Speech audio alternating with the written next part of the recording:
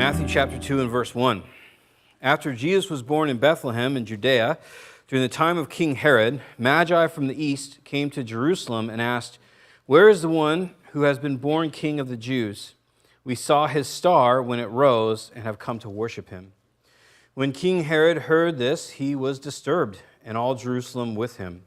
When he had called together all the people's chief priests and teachers of the law, he asked them where the Messiah was to be born. "In Bethlehem in Judea," they replied, "for this is what the prophet has written. But you, Bethlehem, in the land of Judah, are by no means least among the rulers of Judah. For out of you shall come a ruler who will shepherd my people Israel." Then Herod called the Magi secretly and found out from them the exact time the star had appeared. He sent them to Bethlehem and said, "Go and search carefully for the child. As soon as you find him, report to me, so that I too may go and worship him." After they had heard the king, they went on their way, and the star they had seen when it rose went ahead of them until it stopped over the place where the child was. When they saw the star, they were overjoyed. On coming to the house, they saw the child with his mother Mary, and they bowed down and worshipped him. Then they opened their treasures and presented him with gifts of gold, frankincense, and myrrh. And having been warned in a dream not to go back to Herod, they returned to their country by another route. When they had gone, an angel of the Lord appeared to Joseph in a dream. "Get up," he said, "take the child and his master and escape to Egypt. Stay there until I tell you, for Herod is going to search for the child to kill him."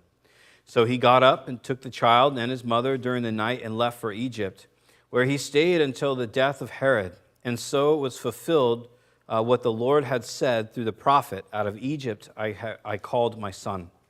When Herod realized that he had been outwitted by the Magi, he was furious, and he gave orders to kill all the boys in Bethlehem and its vicinity who were 2 years old and under, in accordance with the time that he had learned from the Magi.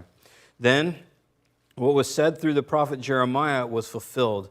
"A voice is heard in Ramah, weeping and great mourning, Rachel weeping for her children and refusing to be comforted, because they are no more." After Herod died, an angel of the Lord appeared in a dream to Joseph in Egypt and said, "Get up, take the child and his mother, and go to the land of Israel, for those who were trying to take the child's life are dead." So he got up, took the child and his mother, and went to the land of Israel. But when he had heard that Archelaus was reigning in Judea in place of his father Herod, he was afraid to go there. Having been warned in a dream, he withdrew to the district of Galilee, and he went and lived in a town called Nazareth. So was fulfilled what was said through the prophets, that he would be called a Nazarene. And there's a lot of different ways we can look at this. There's different angles, and there's a prophecy angle, because you have 4 different prophecies that are referenced here out of the Old Testament that are fulfilled. You have Herod and his clamor to stay in power, willing to cheat and destroy, which is kind of Herod's normal operating procedure, to be honest. Really all the Herods, the Agrippas, the whole family. You have Mary. Think of Mary. She, in the beginning, you have the visit from Elizabeth, and the babe jumps in her womb, and Mary's, given prophecy. She's giving prophecy. She sings a song of triumph, like all this. And now she's just, Joseph's waking up a couple mornings and saying, "Hey, I had a dream. We got to go to Egypt. Hey, I had a dream. We got to go back. Hey, we can't go back to where we were. Now we have to go to Nazareth." So here's Mary, maybe in a little different position that she's been in the past. You have Joseph. I become more and more impressed with Mary and Joseph every chapter that I've been reading. Joseph and Mary they're people of God, and you really kind of see that come through here. And there's some cool stuff to talk about with Joseph.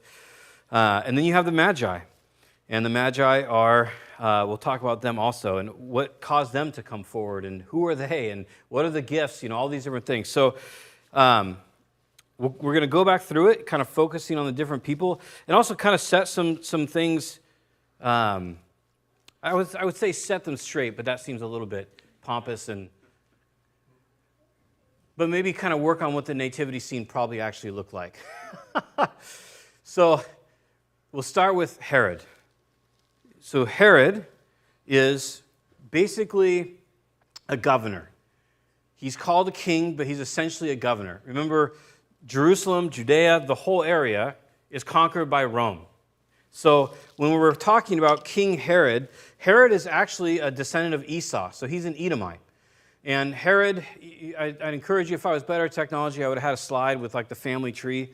If you like history, biblical history at all, I encourage you, read about the Herods. Because you might wonder, like, well, how is it that Herod seems to transcend generations? Because there's multiple Herods. You have Herod the Great, then you have Herod the Second, and then they have sons. You have Agrippa the First, and then Agrippa the Second, and like all these different people, they show up in the Gospels, they show up in Acts. And what you'll find is that you can kind of see why Israel or the area is the way it is. You can see what rulers were like. They were profoundly inbred. You might recall that John the Baptist is beheaded by Herod, and he's beheaded because Herod takes his brother's wife from him and kills him and marries her. And that's why John the Baptist is saying it's wrong for you to have your brother's wife, because he killed his brother. Herod killed his brother to take his wife from him. So if you do a little bit of history, it's fascinating how all this is related. And then from that place, the Bible mentioning them and what they were doing. All that to say is, Herod is not a good guy. He is the governor, essentially, or the king of the area. He is a Jew outwardly. So about 2 generations before Herod, or 3 generations before Herod, his family was essentially forced to convert to Judaism to avoid being destroyed. So Herod's family is not naturally, they're not like naturalized Jews. Like I said, they're from Esau and not Jacob, their family line. So Herod is outwardly a Jew. He practices Judaism because he rules among the Jews. Does that make sense? Herod, we're doing pictures for the website, so it's not weird. I promise. Well, I looked at the website the other day after 10 years, and I'm like, some of those people are with the Lord. Some of those people, they moved away, or they just don't like me anymore. So whatever. So we're getting new pictures for the website so we can pretend that everyone likes me. But so essentially, you have this person, Herod.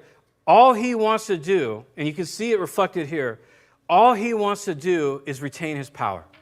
And their whole family is like that. His son becomes like that. His brothers are like that.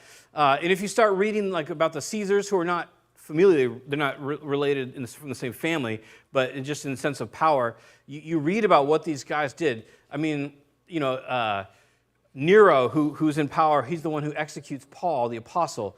Nero executed, I don't know how many wives, 8, something like that. He executed his brothers. So all these guys did, it was about retaining power and money. And as you read through Herod, you can see he's doing the same thing here. He's making sure, to the best of his ability, that he can stay in power. That's really all we're going to talk about Herod. He's not a big player in this. He's not really important in this story. And what I mean by that is, he is in a sense he's the violent one. He's the villain here, but he's not the important one, right? Jesus is the important one. And not only is Jesus the important one, but then you have who's, in a sense, being used of God to bring about the Savior of the world. Herod is just the guy trying to stop it. And shouldn't be too big of a surprise. In the end, he dies. And Jesus does not, right? He's risen. So it's one of those things where it's pretty much all we have to really say about Herod. He's very interesting historically, so you can read more about him. Now, let's talk about the Magi a bit. So back here in Matthew chapter 2, verse 1, after Jesus was born in Bethlehem in Judea, during the time of King Herod, Magi from the east came to Jerusalem and asked, "Where is the one who has been born King of the Jews? We saw his star, and when it rose, and we have come to worship him." Now, depending on your English translation, I'm reading the NIV. There's a lot of other translations that say the wise men. So the word in Greek is magos, M-A-G-O-S in English, or for English letters. And it's essentially almost like a title. It's a person who is known to be incredibly intelligent, to practice magic. Thus we get our word magus, or magician, from this word. And the word is actually only used in 2 different times in the New Testament. It's used here in Matthew, and then it's used in Acts to describe Bar-Jesus, the sorcerer, the magician. So why am I saying that? Well, I think it's important to be accurate. And again, I feel like when I'm trying to be accurate, sometimes I come off like a jerk, so I apologize. I am not. But like for many of us, you go to the nativity scene, right? We have nativity scenes, or well, sometimes they're big, sometimes they're small. But who do you see at the nativity scene? The wise men. And they're kind of like put forward as like Jewish guys who just kind of show up and they're like, we're here to see the Jewish king. That's not who they were. And not to be a jerk again, the Magi were never at the manger. This is 2 years later. It's important. The shepherds in Luke 2, they show up at the manger, right? They're there. But the Magi don't come for a couple of years, or a year and a half. So it's also two different words in Greek. In Luke, the word that's used for Jesus is baby, like we would say infant in Greek. This, when it talks about the child, when they come and see the child, it's the Greek word for little child, like a toddler almost, between the ages of 1 and like 4. So this is years after the manger. This is a year and a half after the birth. Again, it's a technicality, but it's truth, right? So truth seems like important to kind of stick with it. So we're not going to kick over someone's nativity scene and like throw the Magi away or something. But they weren't there. They had no part of that, all right? So if they have little like shepherd boys, that would be a little bit more accurate. Some 12-year-old boys like chilling there with Jesus, that would be significantly more accurate of how that went down. But the point is this: these are pagan sorcerers. Just absorb that for a second. From another country. And we know it's from another country because in the end of the chapter it says they returned to their country. These are not Israelis. They're pagan sorcerers. And they were known for, the word magi also has the implication that they consulted the stars. They were astronomers in a lot of times. Why bring that up? Just really for this simple purpose. One is accuracy, and one is because God is working everywhere. And I think especially when it kind of comes to Old Covenant, remember we're in the Old Covenant right now, right? We're reading the New Testament, but time-wise we're in the Old Covenant because Jesus has not died and been risen from the dead yet. So there is no New Covenant yet. If you will, the New Covenant is walking around, right? The New Covenant is in a baby bed at this point. And so because of this kind of Old Covenant, what's happening here, you have these promises that are coming about. They're being fulfilled, and no, I lost my train of thought on that. Sorry about that. I was sick all week. That's my only excuse. What was I on about? I'm sure it was super important. The New Covenant. The Magi, accuracy. Yeah. Oh, the Lord is working. You know, the point is that, so there's a lot of tradition that surrounds the Magi, right? Another interesting point of accuracy, we read it.